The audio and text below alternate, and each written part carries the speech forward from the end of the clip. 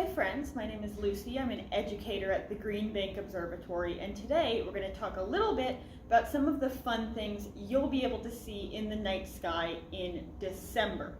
Now I'm going to do this using a free open source software called Stellarium, which you can download onto your PC, your Mac, or your Linux, or you can use their web browser application in Firefox or Internet Explorer, Chrome, whatever you use to browse the internet. So I have my Stellarium program set to December 13th around 10 p.m. and my location is set to Green Bank, West Virginia. But most of the stuff that we are going to talk about today is going to be visible in most parts of the northern and southern hemispheres. In fact, we're going to be talking about some constellations that native Australians saw in the sky. So native Australians are, of course, beneath the equator, so they're on the other side of the Earth. So a lot of the constellations that they saw, the asterisms or shapes in the sky that they saw, we can see too, but they're going to be closer down to the horizon. They're going to be farther down in the sky to us in the northern hemisphere. So the first constellation we're going to talk about, or asterism we're going to talk about, is Pura.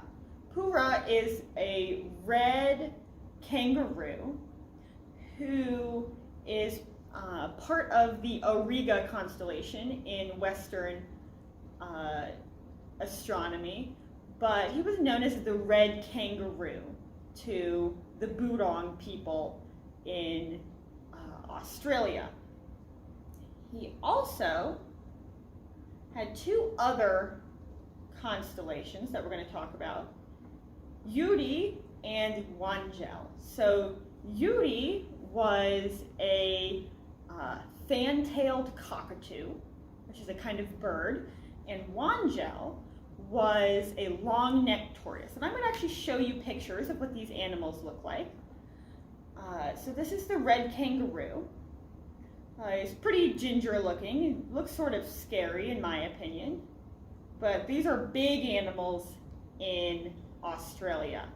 Here's the fan-tailed cockatoo. It's a kind of cockatoo that has a fan-shaped tail, as you can see.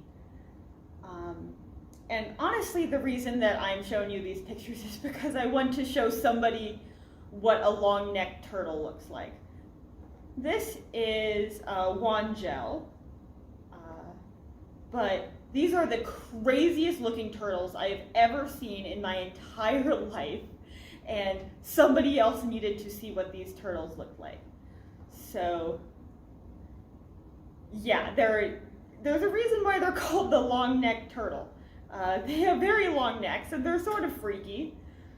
But yeah, when I first saw this image in Stellarium, I was like, oh, no way does Wangel actually look like that. It's just, they just call him a long-necked turtle because he has a little bit of a longer neck than other turtles. But no, they actually look like that, and that's sort of freaky to me. I'm glad I don't live in Australia.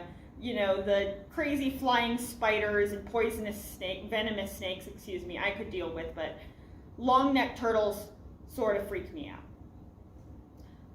So Wangel and Uri were brothers, and they went on a hunting trip to hunt Pura, the red kangaroo. And over the coming months, as the Earth spins or rotates and orbits around the sun, you can see Uri and Wangel chase Pura across the sky. So this is what we're going to look like in January. Let's move down so you can see what we're going to look like in February, March, April, etc. So you can watch Uri and Wangel, excuse me, chase after Pura in the night sky. I think that's pretty cute. So eventually they, let's get us back to December. Eventually they did catch him, cooked him up for dinner, and this is and the fire that they set to cook him is known as, if I can pull this up, the Beehive Cluster,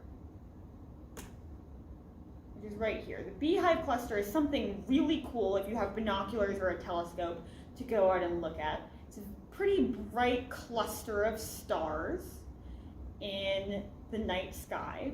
And this was so bright that the native Australian people believed that this was the fire that the brothers, Yuri and Wangel, went to, or set to cook Puda the kangaroo, to eat him. Now this fire was considered to be, you can see they're pretty close to their fire, this fire was considered to be what kept the summer months warm. But that's a little confusing to me because the Beehive Cluster is in the constellation Cancer, the crab, in Western tradition, which rises around September and then is up pretty high in the sky throughout the fall and winter, and then it sets in the spring around March. But this Beehive Cluster was considered to be the fire that kept the summer months hot, the reason why summer was so hot. But to us, in the northern hemisphere, at least in West Virginia, winters, or the December, January months, are pretty cold. But that's because when we are tilted towards the sun in the summer months, the southern hemisphere, the southern half of the earth, where Australia is tilted away from the sun. So when we have summer, they have winter. And then when we're tilted away from the sun during winter, they are tilted towards the sun. So our winter months are actually their summer months. So this makes a little bit more sense, right? This Beehive Cluster might be considered the reason why those summer months were so warm in Australia. So these two brothers are not just brothers in the Budong tradition, they're also brothers in the Western tradition. So let's move to Western constellations, and they are known as Gemini, or the twins, in the Western constellation tradition. Yuri is known as Castor, Castor, this star right here, and Wangel, the turtle, is Pollux, or the star that we call Pollux in the Western tradition. And the reason I'm talking about the constellation Gemini today is because we have something real cool going on in Gemini this month. These are the Geminids. So the Geminids are a meteor shower that peak around December 13th and 14th. So you can go outside and see some of the brightest meteors over December 13th and 14th in the sky because of this Geminid shower. So if you want to go out and see the Geminids, you're going to want to look sort of around the Gemini constellation towards the east. They're probably not going to be coming directly from the Geminid or the Gemini constellation, but they'll be coming from this area. Now, meteor showers are pretty consistent events. They happen every year. Sometimes you'll get, a random meteor or two. These are also called shooting stars. But they're very, very consistent. Every year, the Geminids are around December 13th and 14th. They start around 9 to 10 p.m. and then they go until the early morning hours. And this is because, or the Geminids are caused by an asteroid. So, which is very strange because usually meteor showers are caused by comets. There are these comets that create these long elliptical orbits, long oval-shaped orbits that go way from beyond Pluto They come into the center of the solar system, and as they come in, they get sort of heated up. And as they get heated up, they lose some of their stuff. They lose some of their gas and dust. We talked a little bit about comets when the Neowise comet was up a couple months ago. So if you're interested in sort of how comets work, that's a great video to check out. But comets leave behind these sort of gas trails or dust trails. And as the Earth circles around the sun, sometimes we'll run into those gas trails or those dust trails. And that gas and that dust, as we run through it, enters our atmosphere. So we've got this thing called an atmosphere, right? That's the reason I can breathe in and out. When I wave my hands around, I can feel air. That's the atmosphere. And when these little tiny pieces of dust or rock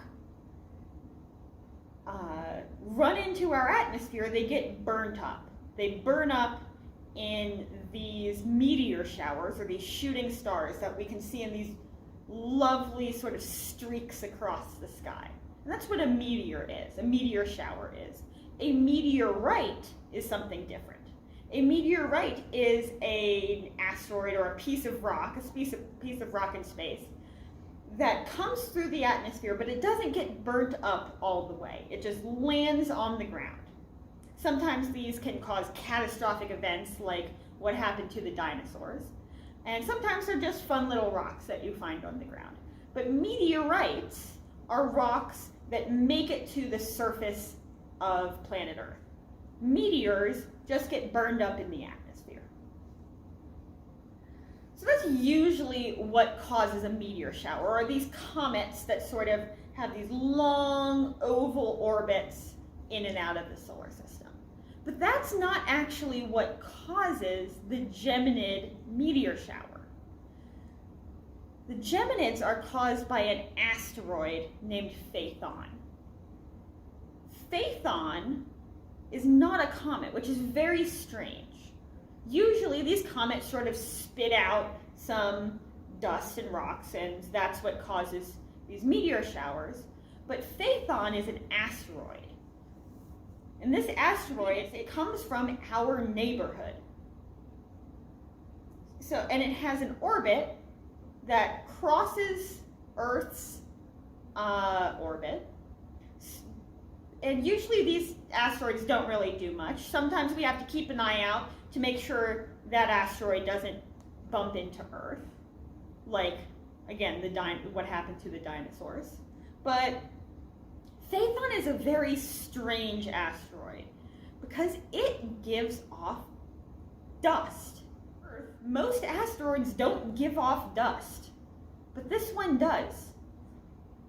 And there are a couple of guesses or hypotheses as to why this might be. The most accepted one is that Phaethon is an asteroid that gets very close to the sun. And when you get close to the sun, you heat up a lot. Right, just imagine being in the sun versus being in the shade. Being in the sun is hotter. Being closer to the sun means you're going to get hotter. And the idea is maybe the sun heats up this asteroid, causes it to crack a little bit, and then dust falls out of those cracks or comes out of those cracks. That's one hypothesis. But to be honest, we have no idea why Phaethon gives off dust. We just don't. So if you want to be a planetary researcher, that's one thing you can study, is try to figure out why Phaethon gives off this dust. And we know it gives off this dust because every year since the 1800s at least, the Geminids have showed up in our sky. Dust from this asteroid run into our planet, and we get this lovely meteor shower with up to 120 meteors per hour. That it is such a bright, amazing meteor shower. And we have some guesses as to why, but really we don't know. We don't know why Phaethon causes this meteor shower. We know it gives off dust, but we don't know what causes that dust to leave the surface of the asteroid. So I would definitely suggest going out on December 13th, December 14th, bundling up if it's cold. The Geminids should start around 9 p.m. or 10 p.m. They're a beautiful sight. It should take about half an hour for your eyes to adjust enough that you can see a lot of them, a lot of these meteors. But it is an amazing experience to go outside and not just do stargazing, but do meteor gazing. So that's what I have for you guys this month. I hope you guys stay safe and have clear skies. See you next time.